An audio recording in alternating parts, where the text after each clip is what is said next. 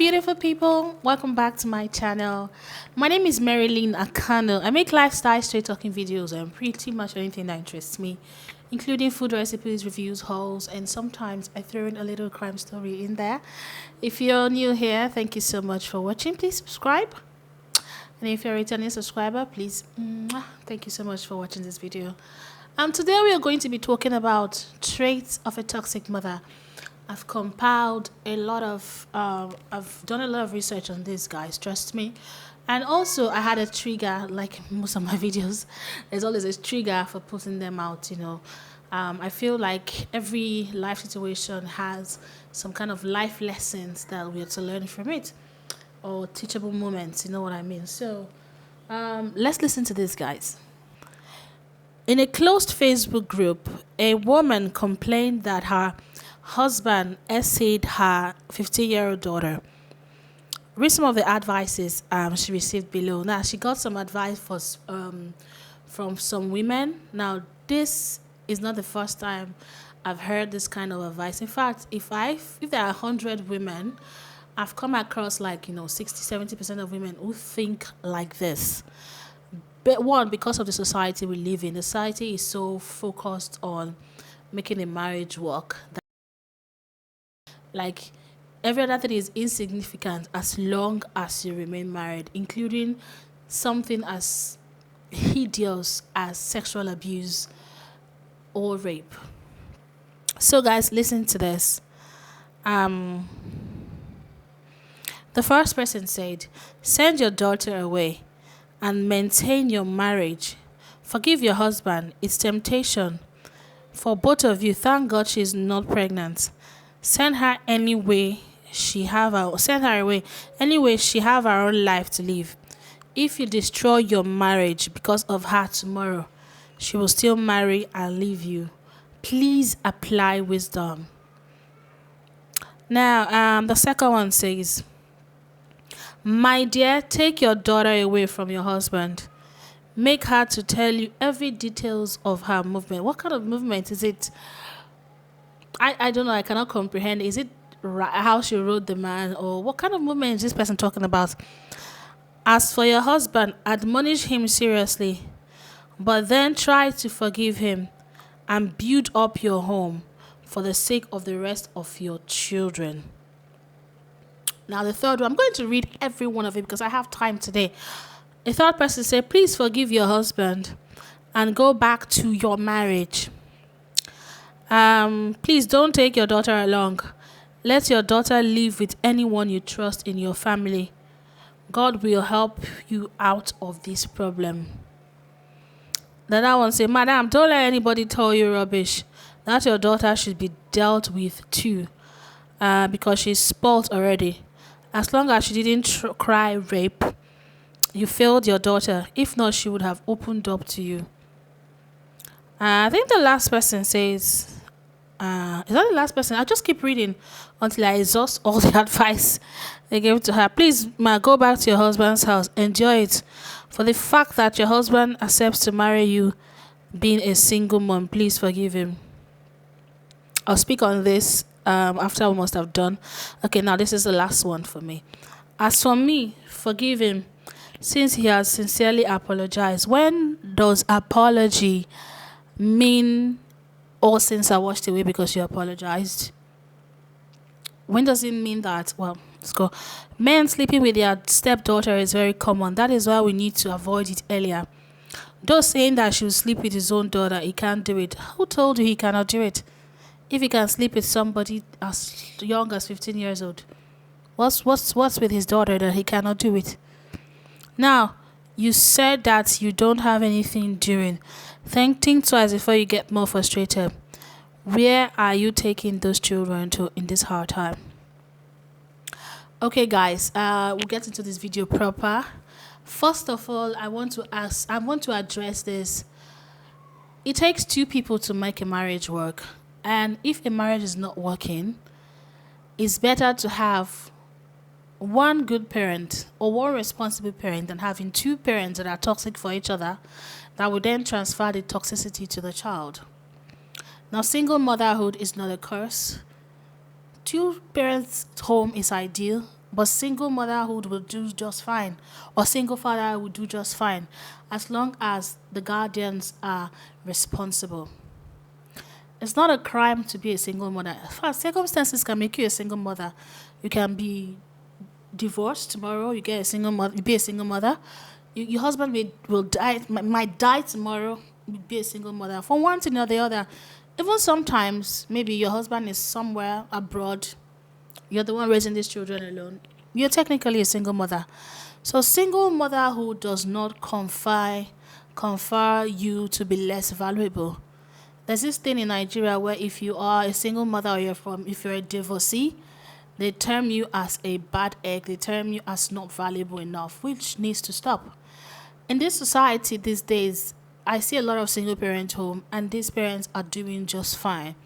They're raising these children just fine. It's more or less all the time is the fathers that go ahead to remarry and abandon these children with these mothers. I see it a lot of the time. Like 90 or 80% of the time, the father goes and joins himself with another woman and abandons the first woman's children or whatever children, and she starts catering for them and looking after them. And most of the time it's not easy given the kind of economic climate to find ourselves. So for me, I feel like single mothers are really strong people for them to even accept to do it alone. Me, I cannot do it. If I find myself being single one or being a single mother one day, that child is going to the father. It's going to the father, or else I'm being paid handsomely to cater for these children. Me, I will not. I will not have that baggage. Go to my previous video. I told you if you are not, your marriage is not working, and you leave your child with a dad, I'm sure you at the back of your mind might be thinking, oh, some other woman will come and mismature these children. Well, it's on him. If he lets a stranger come in to mature, it's on him. It's on him. It's not on you. It changes the dynamic and it makes the home work better than when you take the children and run away and you say, the children will come and look for their dad one way or the other. And you end up being frustrated, heartbroken, because at the end of the day, you might be the villain, because then the kids are seeing you all the time. You're the one enforcing discipline. They've seen you. They don't see you finish. So the father will always be brand new in their eyes. And they will always take the father, no matter what it is, because of that, scarcity. I've seen it happen. So, but that's not the story for today. The message for today is, I want to tell you guys the characteristics of a toxic mother. Now, a lot of us in Africa, our mothers are terribly, terribly toxic. And some of them know it and still do it because the society allows it. I mean, there is no punishment for it. And some of them genuinely don't know that they're being toxic.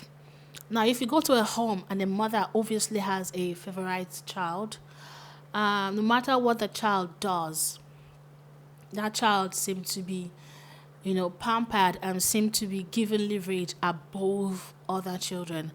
It's not about the position of the child per se. It's just that this particular mother uses this child to, put in the middle of family crisis, and the mother is always taking the sides of this child.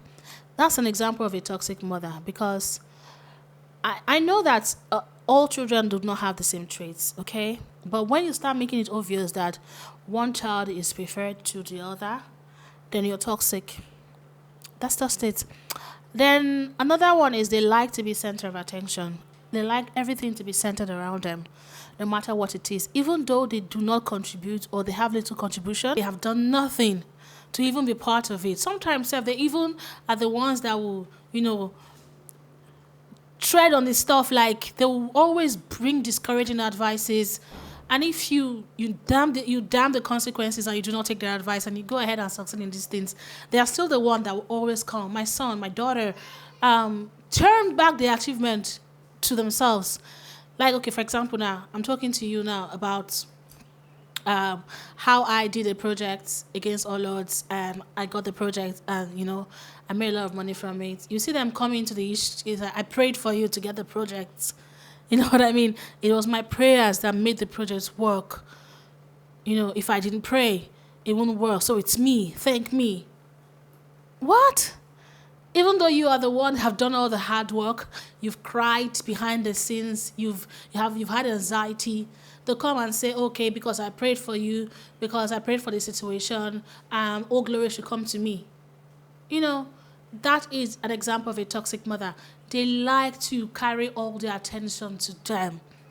They like all, and if the attention is not focused on them, you see them, obviously they're not happy about the situation, no matter who is winning. It doesn't matter if the child is winning for the whole family. If it's not, praises are not given to them, no. They are even willing to scatter the whole thing. That brings me to the third point. They're always ready to scatter. Mothers are supposed to be peacemakers, from what I know. Mothers are supposed to be the glue in a family. Even though the family is like, as a mother, you're supposed to like make sure that no matter what it is, it should be repairable. But these mothers are the ones that they are the forefront of scattering. They like this conquer and divide because for some reason in their stupid brain or in their narcissistic brain, they feel like once they conquer and divide, they get more benefits. It's always me, me, me, me, me. Because if they put strife in between maybe two siblings, for example, they can go and talk to these siblings individually and extort things from them. When siblings are quarreling, there's just this theme, and mothers know it. They like to put, they like to put competition in between them, like who can take care of my mother well or who is more responsible in the family. There's always that sibling rivalry. So this kind of toxic mothers, we accentuate it. We'll make it like, they'll go and tell this person, oh, your sister did this, your brother did this, she's not contributing to the family.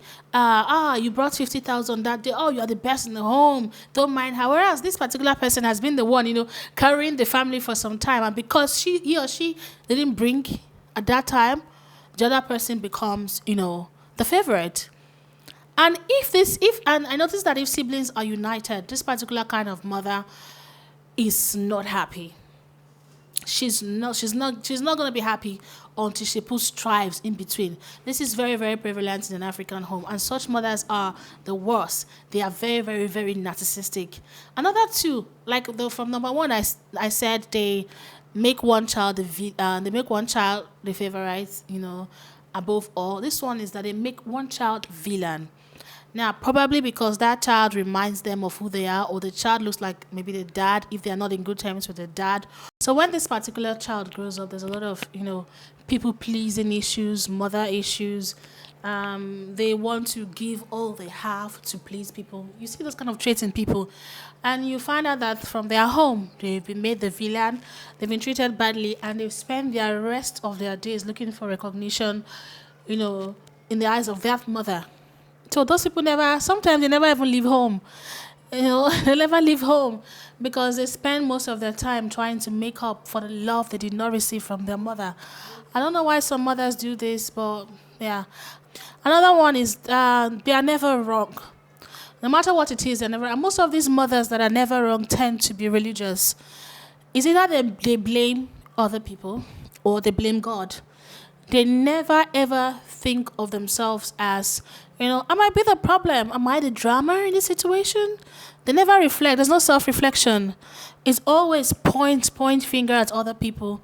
Never point finger at themselves. Never. And I find it most of it in these religious women. They always blame Jesus for everything or blame the devil if something goes wrong. It's never them. So when you see a mother who is never wrong, that's a very toxic and narcissistic mother. Another child is they're always jealous of their children, no matter what. They're always jealous of their children. Like in this case now of these women advising this woman whose child was raped, you can see that they have no value for their children. They have no value. They put marriage in front of it first, in front of their lives. I don't see anything that will come before my kids. But obviously in the Nigerian society, a lot of women are jealous of their daughters, especially their first daughters, because they're not from loving homes. And when they see that their husbands are giving the daughters the things that they couldn't get from their own father, 1970, 1960, it's not that long ago. And we know that not many parents are as attentive as, parents tend to be today. A lot of parents are much more involved today. Then it was solely the job of the mother to take care of the home. The father was never home, probably working. Tenderness, love was not there, which is very, very essential for child development. So you find out that Nigerian people that were born in the 70s, in the 60s, even 50s, I don't know, they were not, given that tender loving care. So when they see their men giving that to their daughters, especially their first daughter, they become very jealous. A lot of women are very jealous of their daughters, that they let this jealousy cloud their judgments. They let this jealousy cloud their judgment. Some of them can even go as far as slandering or talking about their daughters to people. I've had situations where some women who had children come to me and they start badmouthing their own daughters. No matter what the daughter have done, why should you bring or watch a public or a dirty linen outside? It's because you're jealous and because you're a narcissistic, toxic mother. There's so many more, but of course this video is already long already. I don't want it to be too long. I don't want it to be too long. So if you have any other traits, please comment down below. And if you like this video, please give it a thumbs up. Follow me on Instagram at Marilyn Akano or at Niger Chick. I'll see you guys in my next video. Bye. Bye-bye.